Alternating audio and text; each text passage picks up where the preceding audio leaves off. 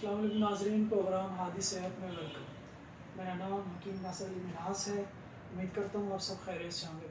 नाज़रीन, आज आपको जिस मर्दाना बीमारी के बारे में बताऊँगा वो है वेरिकोसील। वेरिकोसील क्या है, इसके कितने ग्रेड्स होते हैं, इसके असबाब और अलामात क्या हैं और तिब में इसका इलाज क्या है। वेरिकोसील एक ऐसा मर्ज़ है जिसकी वजह से बहुत से मर्द बांझपन का शिकार हो जाते हैं और औलाद पैदा करने के काबिल नहीं रहते। नाज़रीन, जैसे कि आप जानते हैं कि मर्दों के टेस्टिकल्स मौजूद होते हैं, एक दाएं जानिब होता है, एक बाएं जानिब होता है। ये टेस्टिकल्स एक थैली के अंदर मौजूद होते हैं जिसे हम स्कॉटम कहते हैं। वेरिकोसील से मुराद टेस्टिकल्स के गिर्द जो स्कॉटम के साथ वेन्स होती है उनका फूल जाना है। स्कॉटम से मुराद इंसानी जिस्म की वो थैली टेस्टिकल्स मौजूद होते हैं। ये मर्ज ज़्यादातर लेफ्ट टेस्टिकल्स में होता है। वेरिकोसील की एक काफ़ी कम्प्लेक्स टर्म है। इंसान के रिप्रोडक्टिव सिस्टम में टेस्टिकल्स शामिल होते हैं। ये टेस्टिकल्स के गिर्द ढीली स्किन स्कॉटम में मौजूद होती है। इन टेस्टिकल्स में रिप्रोडक्टिव सेल्स यानी कि स्पर्म्स बनते हैं।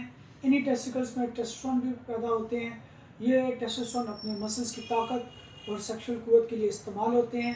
स्कॉटम हमारे लिए इन टेस्टिकल्स को ठंडा रखते हैं जिससे हमारे स्पर्म्स की प्रोडक्शन के लिए टेम्परेचर मौजूद रहता है। टेस्टिकल्स के अंदर स्पर्मेटिक कॉर्ड के जरिए लटके होते हैं और स्पर्मेटिक कॉर्ड के अंदर काफ़ी वेन्स होती हैं। वो वेन्स जिनमें स्पर्म्स ट्रैवल करते हैं इसको वास डिफरेंस कहते हैं। जबकि एक वेन जिसका नाम टेस्टिकुलर आर्टरी है, यह खून को टेस्टिकल से वापस पेम्पनी कॉम्प्लेक्स से खून टेस्टिकल्स वेन्स में जाता है। वेन्स में वन वे वॉल्व सेल्स होते हैं जो कि खून को वापस टेस्टिकल्स में जाने से रोकते हैं। जब टेस्टिकल वेन्स में मौजूद ये वॉल्व डैमेज हो जाते हैं, ये काम सही तरह अंजाम नहीं दे पाते, जिसकी वजह से खून वापस टेस्टिकल्स को जाना शुरू हो जाता है। क्योंकि बाएं तरफ की वेन्स दाएं तरफ की वेन्स की निस्बत ज़्यादा सीधी और लंबी होती हैं। खून की इस हरकत की वजह से पेम्पनी कॉम्प्लेक्स की वेन्स फूल जाती हैं जिसकी वजह से टेस्टिकल का टेम्परेचर बढ़ जाता है।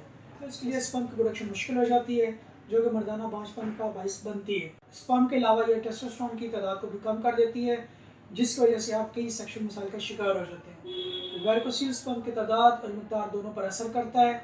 टेस्टिकल्स को एक खास मकसद के तहत जिस्म से बाहर रखा गया है क्योंकि इंसानी जिस्म का दर्जा हरारत ज़्यादा होता है जबकि इसके मुकाबले में टेस्टिकल का दर्जा हरारत बाकी जिस्म से 1 से 2 सेंटीग्रेड कम होता है। नाज़रीन, आप बात करते हैं वेरिकोसील के ग्रेड्स के बारे में। वेरिकोसील के 5 ग्रेड्स होते हैं। सबसे पहले बात करते हैं ग्रेड 1 के बारे में। ग्रेड 1 वेरिकोसील में जोर लगाने पर टेस्टिकल्स में नसों के अंदर खून का दौरानिया रिवर्स नहीं होता। अगर लेटने या खड़े होने पर दोनों सूरतों में वेरिकोसील नज़र ना आए और ना ही मालिश को महसूस हो तो वो ग्रेड 1 वेरिकोसील है। ग्रेड 2 अगर लेटने पर वेरिकोसील महसूस नहीं होता और खड़े होने पर वेरिकोसील महसूस होता हो तो वो ग्रेड 2 है।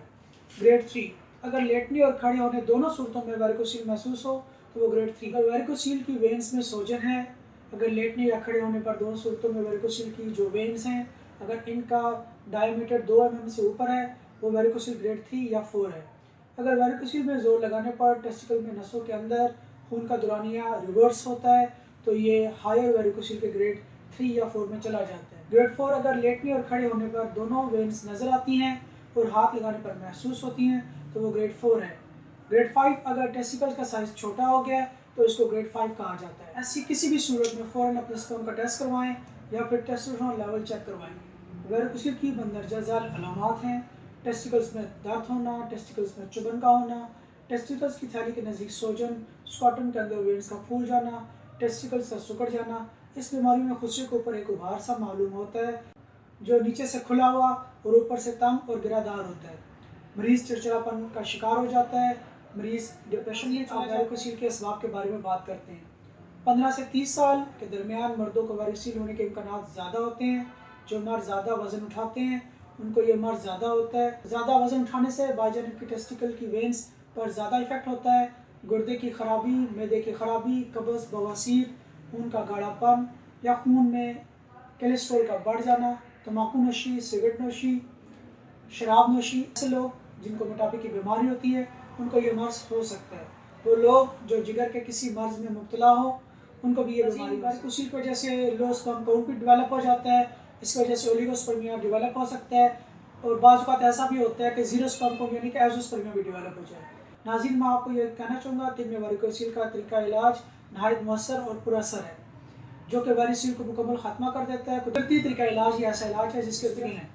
हादिद वाहना पर मेडिकल रिपोर्ट्स की मदद से मरीज़ में मर्ज़ की तशख़ीस की जाती है और मरीज़ में वेरिकोसील की नोयत को मालूम किया जाता है। हादिद वाहना पर बगैर ऑपरेशन वेरिकोसील का 100% इलाज मुमकिन है। حادی دواخانہ پر ویریکوسیل کے اصل اسباب کو نظر رکھ کر اس کا علاج کیا جاتا ہے۔ ویریکوسیل کے علاج کے بعد اولیگوسپرمیا اور نیکروسپرمیا کی بیماری سے نجات حاصل ہو جاتی ہے۔ تو پھر آج حادی دواخانہ پر تشریف لائیں اور مکمل یقین کے ساتھ اپنا علاج کروائیں۔ اللہ حافظ۔